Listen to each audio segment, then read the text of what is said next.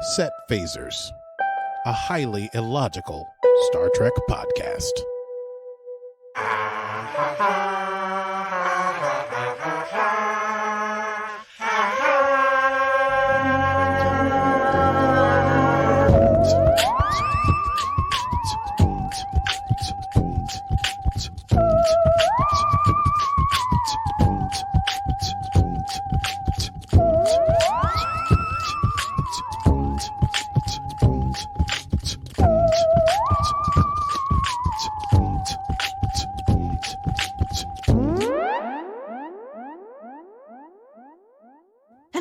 And hello, dear listener.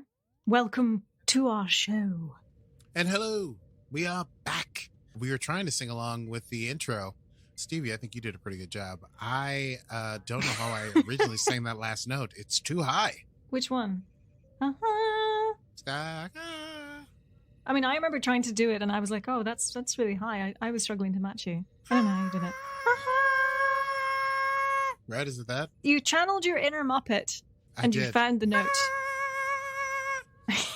Oh, I wish we had video. If only you could see what I just did, dear listener. Okay, well, welcome to Set Phasers, a highly illogical Star Trek podcast. Today's star date is 310622.8, and we are discussing the season finale of Season 1 of Star Trek Lower Decks, entitled No Small Parts. Engage British mode. Engage British mode. We've gone full British. It took... Oh, no. What happened there at the end of British? We've gone full British. Is that still British, if I do that? Is that a... I think you were going for... was that supposed to be a Scotsman brogue? Brogue? I don't know. I don't know how to do one of those. Holy shit. I'll stick to my actually what people don't realize is that I'm actually I'm from the UK, but I speak with this fake American accent, which is very spot on. That's what it is. Yes. And sometimes my original accent slips through. That's the issue. I feel like we need to actually make good on our promise of doing a podcast, one of those old British scripted podcasts, the sort of murder mystery. Yes, of course. Of Nightmare Inn or whatever it is. Murder. Yes, it sounds like a murder. Yeah, need to find some time for that. That sounds wonderful. What are we doing? Oh, yes. Today we're talking about Star Trek. So this is the season finale, and it's a great episode. And let's just run it down before we both lose our minds. It's time to run it down. Can you run it down for me? What just happened? Can you run it down for me? Okay, no small parts. This is the final episode of season 1, and it delivers in every which way. All right, the Cerritos is around the planet of Beta 2, a planet which Kirk visited a generation before. It's where the people were worshiping a sort of evil computer named Landru that told them what to do, and mostly told them to murder and not trust strangers and outsiders. Kirk figured out it was a computer and shut it down, and the people were freed. But now they've gone back, and Freeman is there with Ransom. And apparently, since Starfleet is not checked in, the people have gone back to worshiping Landru. And so once again, Freeman and Ransom have to convince him not to worship the computer and to go back to living their lives. Freeman is frustrated with this as they beam back onto the ship.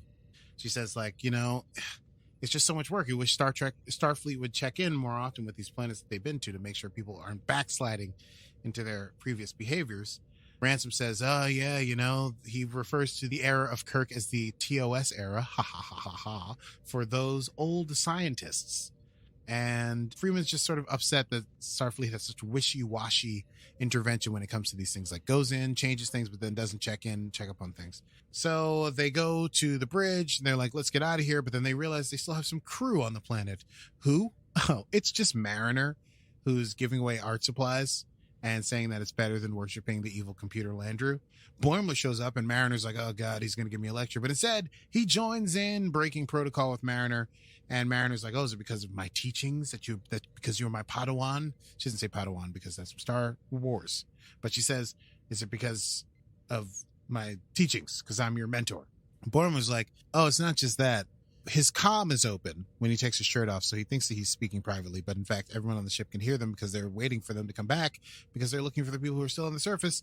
And he makes it known to the entire ship and crew that Mariner is Freeman's daughter, which is, of course, the thing that Mariner and Freeman both did not want people to know. Everyone hears it. Mariner's super upset. Boimler's like trying to sort of extort Mariner to make sure that whatever they do, they get out of trouble because her mom is the captain. And Boimler's making fun of her as they are beamed up directly to the bridge, and he's embarrassed. Enter credits sequence. Okay, so let's get into the real meat.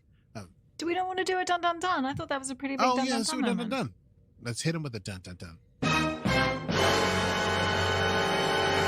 Yes. See, if I do it slow, I can do it. I can't do the quick one that's really loud, but I can do... who cares? So, no one is concerned with that. Hard cut to the USS Solvang in the Kala system. It's Captain Dayton, whom you may remember from a few episodes back.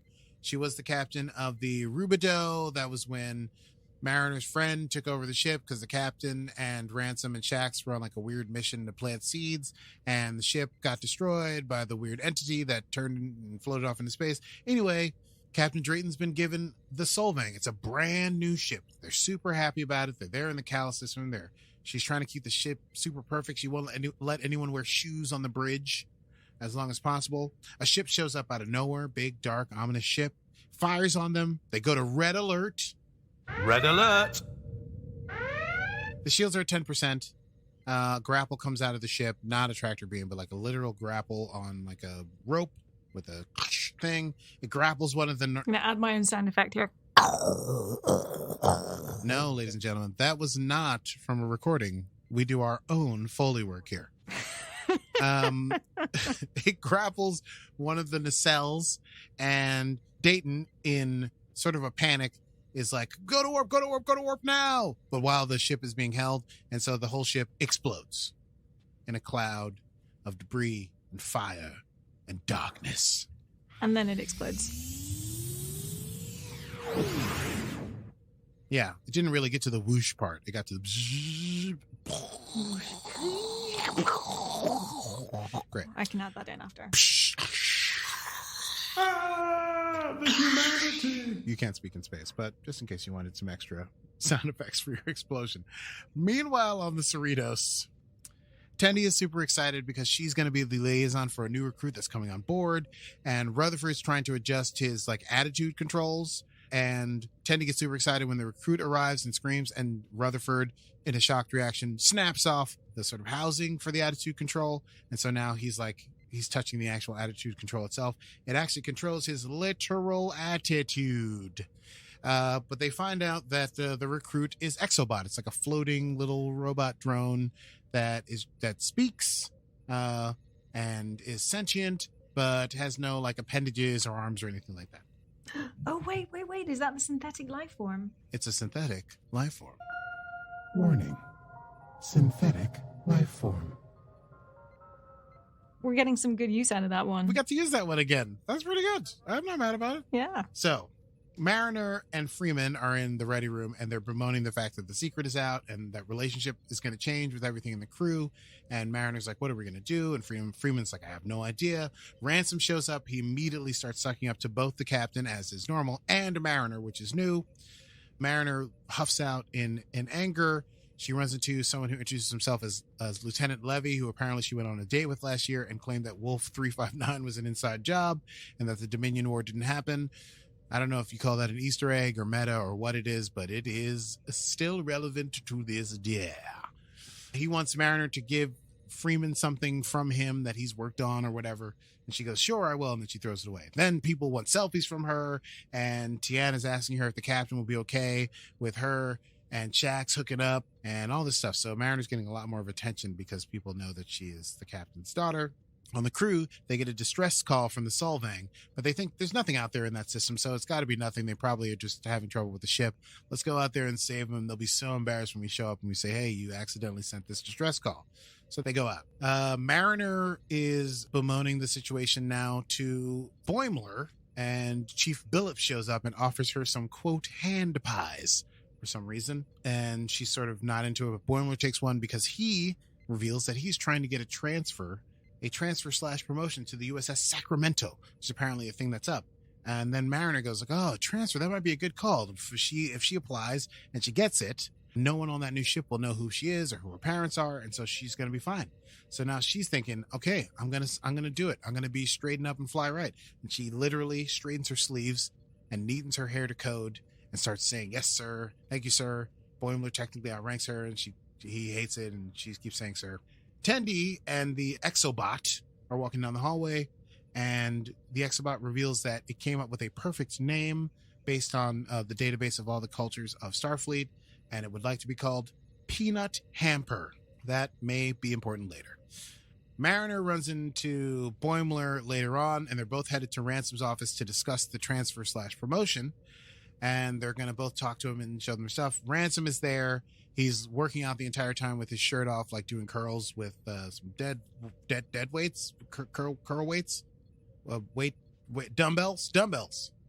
I go to the gym a lot. Clearly the man who goes to the gym. Yeah. Mm-hmm. Yeah, I know all about weights and stuff. Mm. Resistance bands and medicine balls. Is that still a thing? Mm-hmm. Okay. Basically Ransom's like, hey, Boimler, you have a spotless record. You really deserve this promotion. But Mariner's is the captain's daughter. I need to think about this, so he needs to work out harder, so he tells him to leave. Meanwhile, Tendi takes Peanut Hamper over to some part of like the engineering area where Rutherford is, and Peanut Hamper is having a lot of trouble with no limbs or anything, trying to pick up things and is making a big mess. And Tendi starts to worry because she's supposed to be the liaison, and should she do something to make sure that Peanut Hamper maintains this good attitude? Speaking of which, Rutherford is having trouble with his attitude thing. It literally is going through like optimism, anger, sexy, all this stuff. He's in like sarcastic mode. So later on, Tendi is with Peanut Butter Hamper in sick bay. It's just Peanut Hamper. Do I keep saying Peanut Butter Hamper? Because I love peanut butter. You do, but I love it. It's cute. Yeah, guys, full disclosure. Yeah, I love peanut butter. It's Peanut Hamper. I'm so sorry. Me too. Oh, me too. It's just Peanut Hamper. What's your favorite type of peanut butter? Listen, I love all peanut butter, all shapes and sizes. But if I had to choose, Natural? Yeah, natural's great. The fake stuff inside of a Reese's peanut butter cup. But if I had to choose the one that really takes me back, that gives me that Foucault-like Swan's Way moment of biting into a Madeleine and being transported back to my childhood, it's Skippy Smooth Peanut Butter. Me too. They didn't pay for that ad, but we endorse Skippy Smooth Peanut Butter. I'm a Skippy Natural. Oh, Skippy Natural's great. So smooth. It's delightful. Yes. Oh, yeah. Skippy Natural. But the reason I think it's because it doesn't have palm oil, which is, Yes. bad for orangutans. And your digestive system, I think. Anyway, Peanut Hamper is in sick bay, and Tendi's worried and starts to tell Dr. Tiana that, hey, Peanut Hamper might have trouble with some of the stuff because they were having trouble earlier. But Peanut Hamper actually is the bomb at doing stuff, like has a laser that does micro suturing and has figured out a way to promote skin grafting that uses half the amount of skin. So the doctor and Peanut Hamper really kick it off. Things going great. Tendi's super happy about how it's going. Cerritos flies into Solvang, and guess what? Debris field, baby. The enemy is harvesting the wreckage, and despite the fact that they try to use evasive maneuvers, the Cerritos gets captured. But instead of going to warp, once they're in the weird grappling thing, they choose not to go to warp, and the nacelle is just ripped off by the weird grappling arm. But the ship doesn't explode. And who, I ask thee, is responsible for all this death and destruction? None other than the Pakleds, a race that we may know if we've watched a lot of Star Trek, generally considered sort of like a nuisance, but not truly harmful. But here they're the big bad, and they want the ship pieces. They've been waiting for Enterprise this is not Enterprise, but they don't care. They're going to rip all the pieces off of the Solvang and the Cerritos, and they're going to add it to their ship because that's what they do, and they become super powerful. And no one knows what to do because the ship's like disabled without its other nacelle.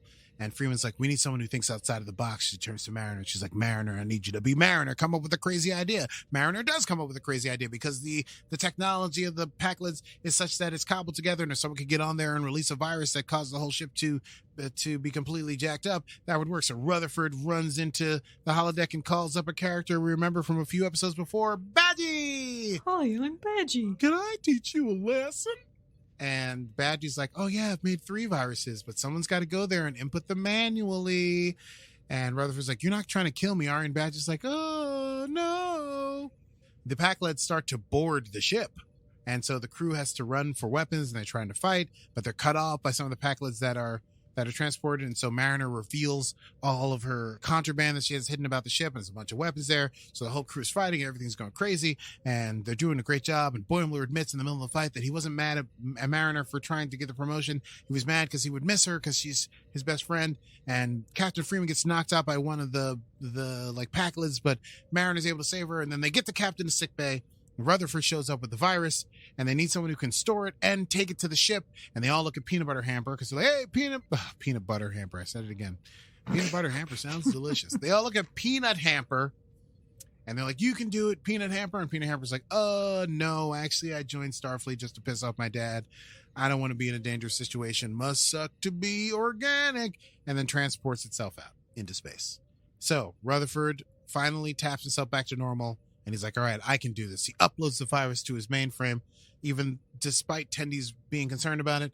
And he's like, I got to get to that ship. And Shax picks him up and says, I'll get you there, little man. And Shax runs through all the, big bad Shax, runs through all the crew and stuff. And he's fighting to get them. They gets them to the shuttle. They they shoot a hole in the ship, fly out of the ship, shoot a hole into the other ship, fly into the ship. And they manage to get onto the Pakled ship. Rutherford goes over. He links up.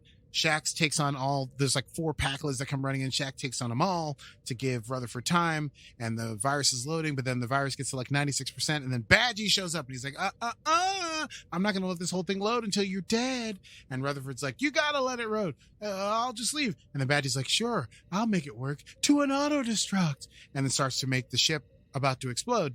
And Rutherford shared this information with Shax, and Shax says, not on my watch. And he runs over to Rutherford, and he can't rip the jack out, so he rips off the entire bionic addition to Rutherford, throws him into the shuttle, still fighting off the Pakleds, pushes the shuttle out of the breach in the hull, still fighting off the Pakleds. And then, Badgie goes critical, and being held back, yes.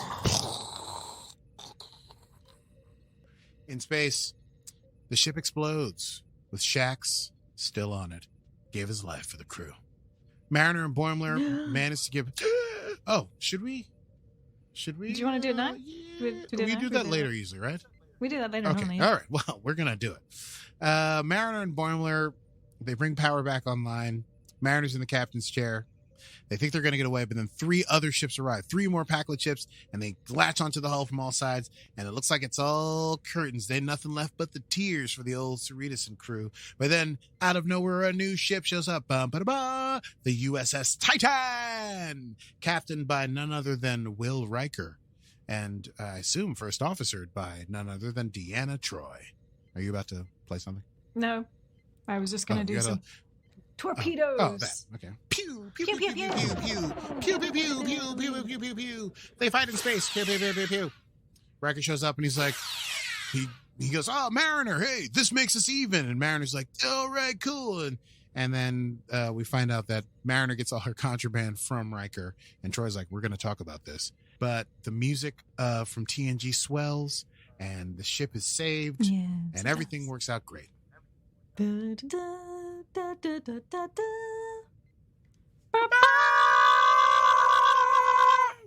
Very listenable, this podcast. Very soothing. I hope you weren't falling asleep just now. I feel like when we do sound effects, we're like, let's do it as the Muppets. Yeah. You're kicking back. You're just, you're like, yeah, this is a great day. And let me just pour some of this hot coffee into my mug. And then we scream, and you probably poured hot coffee down your pants. We are so sorry. Meanwhile, back in space dock, the ship is being prepared Freeman's like, hey, don't make any cosmetic changes. Just make my ship what it was. Tendi is reading to Rutherford, who's unconscious, but he wakes up, but he doesn't remember anything. He doesn't remember Tendi.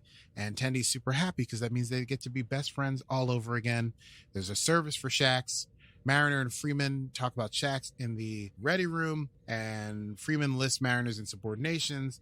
And Freeman also mentions that Starfleet, still upset with the whole thing, and that Starfleet didn't realize that the Batons had regressed, or to Landru, or that the Pakleds were a possible danger because they were collecting all this technology. And Mariner says, that's Starfleet, good at observing, but bad at maintaining. And Freeman says, I got to follow the rules, but if I have someone like you, a loose cannon, maybe we can do some good work together. And they shake on it. And then Mariner and her mother, Captain Freeman, go to the bar. Mariner joins her friends. Captain Freeman / Carol is swept on a big hug by Riker. Rutherford comes over and tries to hit on Troy. Tendi tells Rutherford about the adventures that they've had, mentions some things from earlier in the episode. Boimler admits to Mariner that, hey, you know what? You are my mentor, but you're also my friend. And Mariner's like, yeah, we don't have to be mentor-mentee. We can just be friends. But then Riker comes over, gives Boimler a pad and says, hey, I heard you did great work, Bumler. Bumler. Did you hear Bumler also? Bumler is what he calls him. Yeah, he said Bumler. Well, I know, but I wasn't sure if that was on purpose or if it was just, okay. I assume. That would be weird if Frakes didn't know the character's name and had accidentally called. No, maybe it was accidental, but they're like, it works. I don't know. Why would he promote him to his ship? Well, you just, yeah. Anyway, Boimler gets a promotion. He goes to the USS Titan. He's like he's not like a crazy, I guess he gets like a pip and a half or something. He's not like super duper promotion. He just gets to work on the bridge crew. But he gets a promotion and he leaves, and Mariner keeps sending him angry messages because she's mad that he left. And on the bridge of the Titan, Riker shows up, says he was watching Enterprise, literally says those guys had a long road getting from there to here. And Ripe calls for warp factor 5, 6, 7, 8. And Troy says, oh, the jazz. Not the jazz. And here endeth Season 10 and the first season entire of Star Trek Lower Decks. It's been a hell of a ride. I can't wait to see what they got next. It's been wonderful. Shall we? Easter eggs, yeah. Hello, my name is Saki Berbice, and we're here at the Easter Egg Desk. I'll go immediately to Stevie Man. Stevie, tell us what you got for us. Hi there, Aki. Hi there. It's great to be here on the set of Lower Decks. As you know, there were so many Easter eggs. This entire episode was packed with Easter eggs. So many Easter eggs you could not get through them if they were chocolate, and they were, in fact, Easter. True shit. Well, obviously, we know TNG Pakleds. We know that we had the TNG music with Riker and the Titan as they came in to save the day. We had a little throwback to Enterprise. We love our little Enterprise throwbacks.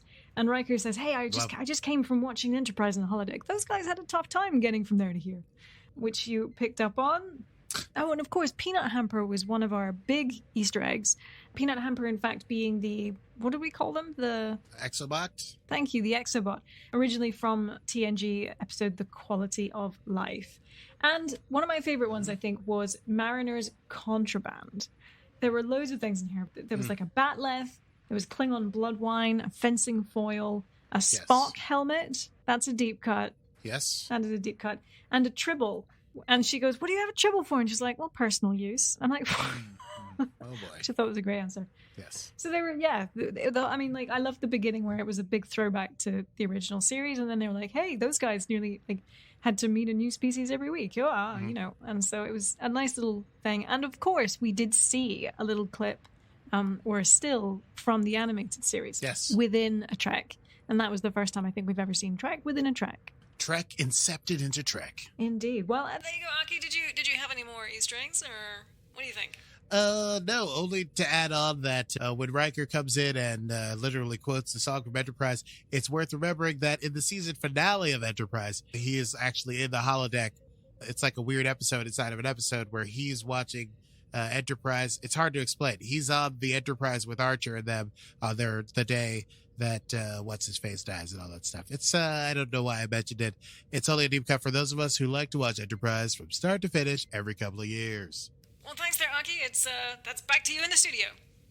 Thank you. And we've got just enough time left for whether it's sports or quotable moments. Let's go to quotable moments. But we haven't done who died. We're going to do that after quotable moments. No? okay. Or do you want to do that now? No, that's fine. Let's do quotable moments. Quotable moments. Ta-da! Ta-da! Ta-da! It's a very important that we, are serious about the deceased We're so heroes. serious. This is the most serious Star Trek show that you're going to find anywhere on the Podverse. We're serious. Highly illogical, but serious. I have a couple. The one that I enjoyed immensely was Freeman in the space dock, and they're like, we could soup up the Cerritos to make it look really awesome. And Freeman says, no, I don't want any cosmetic changes. I want her to look almost like she usually does. Which I thought was very funny.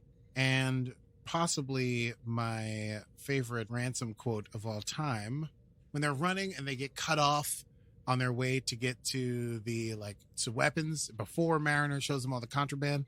Ransom says, looks like we'll have to repel them the old-fashioned way, setting my fists to stun and my kicks to kill. I missed That that. was so dumb. It was so dumb, but I enjoyed it. What do you got? Quite enjoyed it when Mariner said to Billups, when everyone's sucking up to her, and she says to Billups, get phased. Oh, yes. Just a small little thing, but Yeah. I enjoyed that of just like a Get nice little phased. Star Trek way to say piss off. Yeah. I enjoyed Peanut Hamper saying, I joined Starfleet to piss off my dad, not to Right. diet, whatever it was, but not to diet for some stupid reason, really. But Yeah. I joined Starfleet to piss off my dad, which I quite liked. Finally, when Beckett and Captain Freeman are having their little tete-a-tete as to how to figure out how to move on, Captain Freeman says to her, it might be good to have a captain on your side instead of up your ass.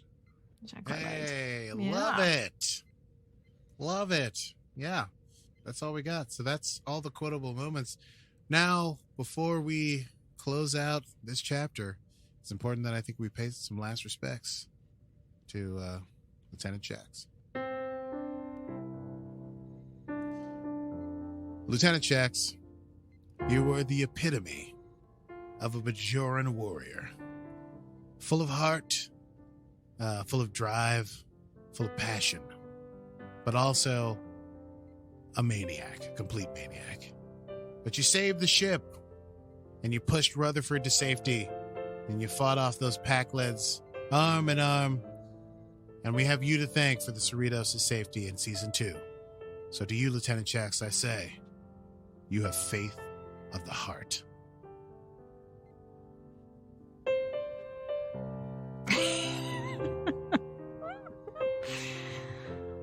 That's how we do it, yeah. I miss those. Those are fun. It's a visual gag, but we do salute Yeah. during that. You'll never see it, dear listener, but that's how we like to get down. Those were fun when we did it live. So saluting. Well, I guess that brings us to the end of Lower Decks. I wonder what on earth we'll do next time. That was a good segue, Aki. Next time on Set Phasers. Thank you. Thank you very much. Well, as some of you may know, Season 2 of Lower Decks is coming out sort of the second week of August. And so that gives us about a month of time to sort of figure out what we're going to do in between. I mean, there was a pretty sweet Picard trailer that dropped this couple weeks ago. And there was... we don't know when Season 4 of Star Trek Discovery is coming out, but we know I think there was another trailer for that too. So anyway, things are in the coming down the pike. But Lower Decks is the next thing to start up. So we thought it might be fun in these intervening 4 weeks. We have 4 weeks, and there are 4 TNG movies. Mm-hmm. And we thought we might do a little watch along where we watch all 4 of the movies. We talk about them while we watch them because we've seen them a billion times. And you can watch along with us. We think it'll be fun. It's great for summer. It'll be good, clean fun for the whole family, except when it's super, super dirty because we're drunk. Yes. So I think it'll be a great time. Yeah. They're all going to start very kid friendly and end in a dark, dark place. And we recommend, so we'll explain how to do it, but basically get yourself a drink, put it on the podcast, and essentially it's kind of going to be like a director's cut, except with us 2 morons and not the actual director. Just talking you We are through. not involved in No, making the none movie at all. whatsoever. We're just involved in drinking and Yeah, watching. pretty much. It's going to be good. Could be a good time. Yeah, so I think it'll be a good time, and we hope you'll join us. Thank you for joining us today. Even those of you who spilled coffee down your pants, I hope you're doing all right.